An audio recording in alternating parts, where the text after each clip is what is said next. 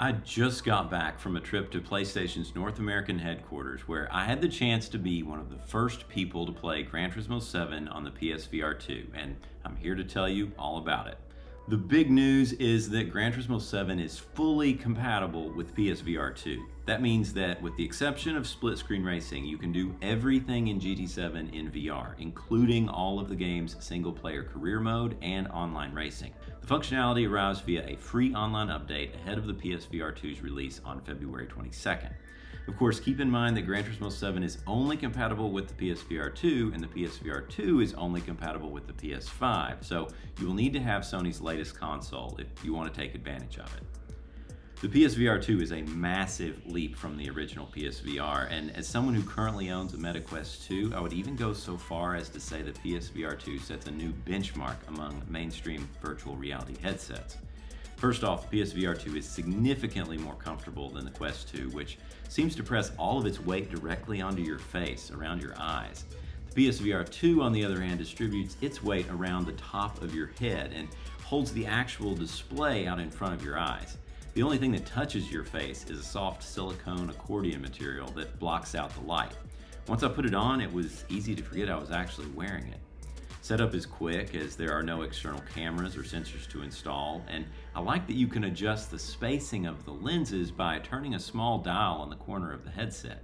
It also features a dedicated button which pauses the game and takes you directly into see-through view, which uses the PSVR2's built-in cameras to give you an immediate live view of your surroundings without having to take the headset off. Headphones are obviously going to make the experience a lot more immersive, particularly with a game like Gran Turismo 7, which makes full use of the PlayStation 5's 3D audio processing. This really helps bring VR to life because the sounds that you're hearing sound like they are coming from the directions you expect. For this demo, I was using PlayStation's official Pulse 3D headphones, which of course provide excellent 3D audio performance and fit perfectly over the top of the PSVR2 itself. However, that's where things could get a little tricky or awkward, as you're now dealing with multiple pieces of hardware on your head. Before we continue and look at the PSVR2 gameplay footage, I want to preface it by saying a few things. First, I was not permitted to directly capture the footage from my demo, so I can't show you what I did in the game exactly. This footage in the video was provided by Sony and Polyphony Digital. Second, and this goes for most any title on PSVR2, what you're going to see from a flattened image does not truly represent what you would see as a player wearing the headset. There's no way to really capture that, and I'll try to explain why. PSVR2 has eye tracking, so it knows exactly what you're looking at on the screen. This means it only has to render a small area in full detail. Everything in your peripheral vision is rendered in a lower resolution, which focuses the console's processing power on what actually matters. The process is called foveated rendering, and it works so well while you're actually using the PSVR2 that you would never even know it's happening. It's impossible to look at a lower resolution area because the headset detects that your eyes have moved and updates the new focus area in milliseconds. That's amazing, but when you export that frame to a flat image you see on a regular computer screen or phone, those lower resolution areas are now visible. So when you're looking at these screenshots and this gameplay footage, keep in mind that's not what the experience of playing it actually looks like. VR is a unique thing, and unfortunately there's really just no good way to show what it really looks like unless you can try a headset on and experience it for yourself. So just keep this in mind as we continue. The good news is that I can tell you Gran Turismo 7 runs buttery smooth on PSVR2. It looks bright and crisp and clear while you're playing, and the whole experience feels natural and comfortable. I played for nearly an hour on various tracks in various weather conditions with a full grid of cars, and I never noticed any dropped frames or stuttering. It just worked, and it looked incredible. In VR, you get actual perspective on the size of your car and the size of the cars around you and the width of the road and the elevation changes and the camber of the road through turns. For me, driving with PSVR2 actually feels a bit easier as it helps me convince my brain that I'm interacting with a real three-dimensional space. You can look through corners or keep your head pointed towards the track as you drift or countersteer. Driving games are just perfectly suited to virtual reality, and from my perspective, it appears that Gran Turismo 7 is offering one of the best virtual reality driving experiences available today. It also gives you a deeper connection to the car you're driving, as we can finally take full advantage of the beautifully rendered interiors that Polyphony Digital has put into the game. You can see the different textures, you note the seating position, the sight lines, and the blind spots. The detail and lighting in things like the gauge clusters are just a treat to look at in the PSVR2's HDR display when you're racing, especially at night. Polyphony Digital has long been notorious for their attention to detail in 3D models and materials, and it feels like all of that work can finally be fully appreciated with PSVR2. That is best demonstrated with a new mode in the game called VR Showroom, which allows you to virtually walk around and inspect any car in the game. Again, this is a mode that you need to fully experience in VR to fully appreciate, but the sense of scale and proportion that you get from viewing these models in 3D makes you look at them as actual cars in front of you, not just something that appears on a screen. You can also interact with the scene in a few limited ways, like changing the direction of the lighting or turning the headlights on and off. Better yet, you can jump inside to view the interior up close.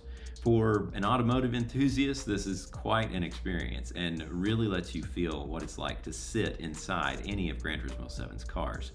The details inside older racing cars are especially interesting, and it's a bit surprising how claustrophobic the interior of something like an Audi R18 can feel.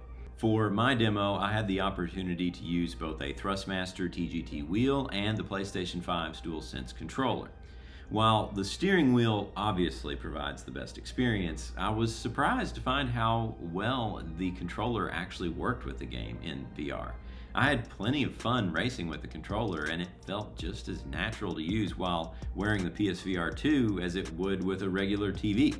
Something new with the PSVR2 is its headset haptic feedback system, which actually rumbles and vibrates your head as you play. The implementation is very subtle in GT7 and really only kicks in, no pun intended, when you hit a wall or another car. I quite liked the effect, and in my opinion, Polyphony Digital was a bit too conservative with this feature, but they do give you the option to turn it off completely if it bothers you. When you're not driving in the game, Gran Turismo 7's menus are shown as a large virtual screen displayed inside the headset, and the game functions exactly as it would on a regular TV. GT7 switches seamlessly between its two-dimensional menu mode and the VR game environment, and you never have to take your hands off the controller or the wheel. Loading times are as fast as always, and the text in the menus is crisp and easy to see. With GT Sport on the original PSVR, I could only play the game for a few minutes without feeling motion sick, and I was seriously concerned that might still be the case. Fortunately, I am very happy to report that is not what happened with GT7 and PSVR2. As I mentioned earlier, I played the game for nearly an hour and I felt completely fine. There was only one instance where I felt a little uncomfortable while driving Road Atlanta in a Group 3 car, but the sensation went away as soon as I tried something else. Of course, this is something that could affect everyone differently, but my friends at Sony and PlayStation PR said they've had a lot of positive feedback from a wide range of players who did not typically use VR or had bad experiences in the past. So this is a good sign that PSVR2's technology may finally be at a point where most of us can enjoy what virtual reality has to offer. The PSVR2 is expensive. At $549 it costs more than the PlayStation 5 console itself. If you can afford it though, I think it's worth it, especially if you enjoy Gran Turismo 7. Now that the full game can be played in VR, it's not just a gimmick or a technical showcase, it transforms the whole experience. The PSVR2 is a seriously good piece of hardware, and the way it provides a plug-and-play experience is worth a lot on its own. Feel free to share any questions that you might have for me down in the comments below, or better yet, check the description where you can head over to the GT Planet forums. I'll be joining the rest of our community there to talk all about this experience. Also, keep an eye on gtplanet.net over the next few days for news from my one-on-one interview with Gran Turismo creator Kazunori Yamauchi, where we discussed all things GT7 and PSVR2. Stay tuned.